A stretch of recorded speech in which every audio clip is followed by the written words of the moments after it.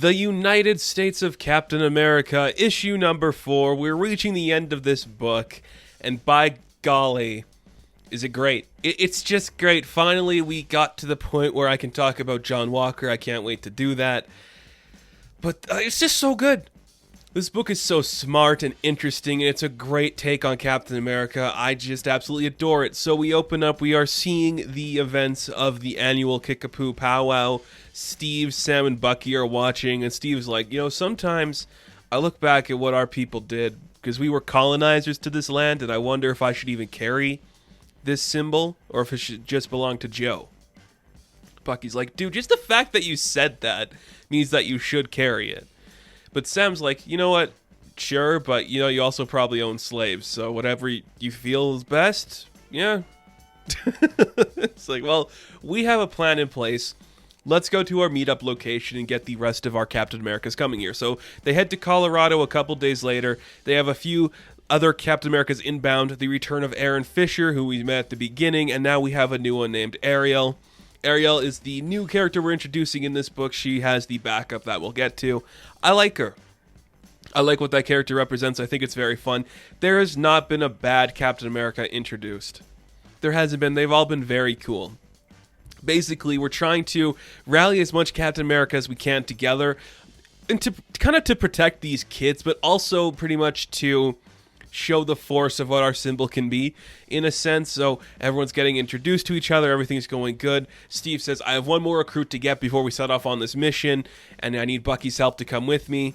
So he's like, no, we're not getting that guy, are we? It's like, yep, we're getting that guy. But before that, we see what happens in NORAD. We get the introduction to kind of like the big bad underneath the big bad. So Sin and Speed Demon are working for Commander Krieger, and she's just, clearly is looking like a certain type of person. I'm not going to say what that person is, but you can guess by the red wristband around her arm and like the hairdo what she is looking like, which we'll get to that in a bit here.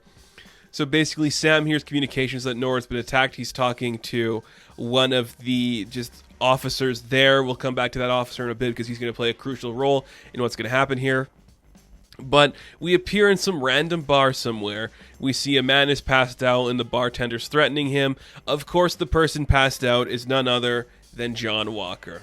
He wakes up just as Steve and Bucky walk in. He's like, did I do something wrong? What's going on here? I don't need help, okay? If you're here to help me, I don't need it. He's like, no, dude, I need your help. We need all the Captain Americas to come together and stop this really terrible thing that's ruining our name. He's like, huh, okay. Guess we're doing that. But before anybody has time to think, hey, Sam bursts in. He's like, we have to go to NORAD. Like, there's something terrible going to NORAD. So all 6 of our Captain America pals are headed to NORAD. And basically, we learn that the big threat behind all of this is none other than Hate-Monger. Who's Hate-Monger, you ask? It's like the living, psychoactive energy derived from Adolf Hitler's consciousness. It's like, wow. Bucky's like, Cap, you are the living end of Godwin's Law. And Godwin's Law, for those of you who don't know, it's like the longer a conversation goes on, it eventually will involve the Nazis. He's like, sorry, I fought people that weren't Nazis either. What about Batroc? It's like, Batroc worked for Zemo, who worked for Red Skull, who was a Nazi. Cap, everything with you comes back to Nazis. But he's like, okay, sorry that fascists exist and I hate them. Sorry the fascists hate me. I guess we'll have to deal with Nazis as long as I'm alive. It's not like there's Nazis in today's climate, The Nazi party died. There's no Nazis in 2021. Right? There's no fascists in this era. Right? Was that a little too political? Who gives a shit? The comments are disabled. You can't say anything. So, our villains go talk to Hate-Monger. It's weird. It's like, don't try to look like Hitler, bro. But the officer from the beginning who was in NORAD shows up. He followed them. He's trying to attack them. And then in comes our Captain America pals to save the day. And we get some really intense action sequences. Everyone's kind of like getting their ass kicked and kicking ass. It's pretty fun. It's just cool stuff. Speed Demon kind of like gets his brain rewritten where like he remembers what happened before certain things happen. It looks like Commander Krieger is like using this power to control people. But John kind of snaps him out of it. We kind of realize like, okay, somebody just freed the Hate-Monger. It's escaping with Krieger. They run away, but luckily they managed to save 2 of the other people before they escape to the thing. So Speed Demon consciousness snaps back to like his normal self. He's like, yeah, I was being controlled there. Something bad happens. And this is where we are like fully introduced to who's going to become our, was it the 5th Captain America? Yes, this is Captain Jeremy Merrick. He is, member of the army. I'm just going to assume the army.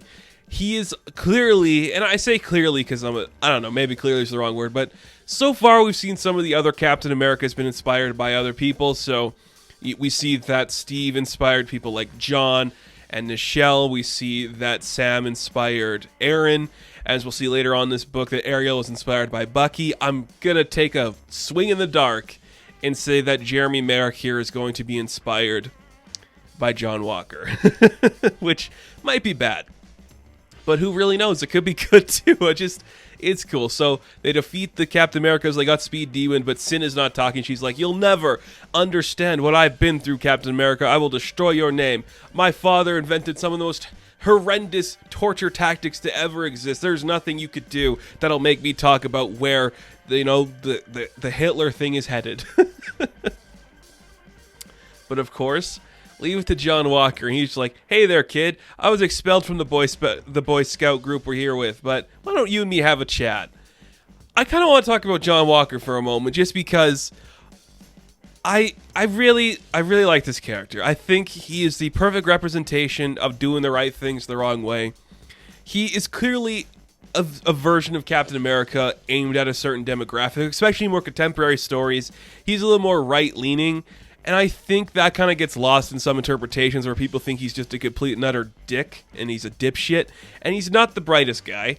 But that's kind of the point. He's supposed to be just like what a Captain America would be if the government made a Captain America. And I think that is a really cool thing to see. I know people have their reservations of this character and that they don't like Wyatt Russell's portrayal, but I think John Walker perfectly represents what a real-life version of a Captain America person would be, and I enjoy seeing that interpretation. Just the cocky smile like, hey, your father invented some of the most dangerous torture techniques ever? Well, why don't you and me have a little chat, girlie? I think that's just accurate. And I like John Walker. Would he be the one to inspire me? Of course not. Honestly, if out of these 4 Caps, the one that would inspire me would probably be Bucky, just because I think you could believe his like tragedy coming from a place of good, and you could just relate to that. But I like that. So that's where that part of the story ends. We got one more issue left of this mini-series before, I don't know who's taking over the book. I think Cantwell is... No, he's not continuing. There's a new writer doing a book for them, but it's cool. We do get a backup featuring Ariel Abiani. I think is that how you'd say her name. She's a sophomore at this, I can't remember what university they said. It's in Boston, I believe. And basically, it's Halloween. Her friends are going to a costume party. She's kind of staying back because she wants to talk to her friend Maribeth.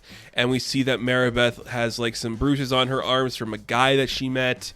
His name is Elliot. And Elliot, like, his parents do a lot of stuff off campus. And, you know, like, a lot of the campus stuff his family, like, did too. He's just, like, a rich prick who does all this stuff on campus that gets him everything he wants.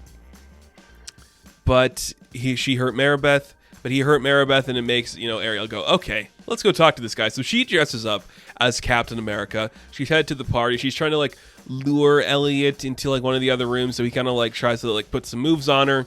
She shoves him away. But, of course, being the rich white dude he is, he's interested in following her. So she goes up to his room to try to find Maribeth's phone to get some evidence on him for doing something bad. And she finds that phone. She also finds his phone. And in walks Elliot like, you bitch, what are you doing in my room? And of course, like the biggest prick in the world, he gets a lacrosse racket to try to attack her. But she's like, I was not inspired by the Captain America you think I am, okay? You think I was inspired by Steve Rogers? No, honey. I was inspired by Bucky, and she just sacks him in the dick. And he goes down, and she runs out the room, and like she's just being chased. And he's like, everyone, find the girl dressed as Captain America. And we see that it was a plan that all of her friends are dressed up as Captain America. They all head back to Maribeth, where she's sitting in the room. And the whole thing, everyone dressing up, it was all a plan so they could get Maribeth's phone to protect her. And that is the story of the University Captain America. Oh, I love it. I freaking love it. It is so good. It is astonishing that a 5-issue miniseries has so far introduced 4 separate characters to an already established mythos and has made them all individualized and work really well. Give me spin-offs of each of them, make a Captain America's book, I don't care. These characters are cool and deserve more.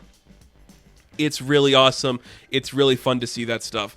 I want more from it. I can't wait to see what comes down the line, but that is where this issue of the United States of Captain America ends, and it is a really fun read. So, the United States of Captain America, issue number 4, I am going to give an 8 out of 10. Now, thank you guys for watching this review. Be sure to like and subscribe to the channel. As always, you can check me out on Instagram, TikTok, and Twitter, and I will catch you in the next one. Have fun, stay safe, good luck.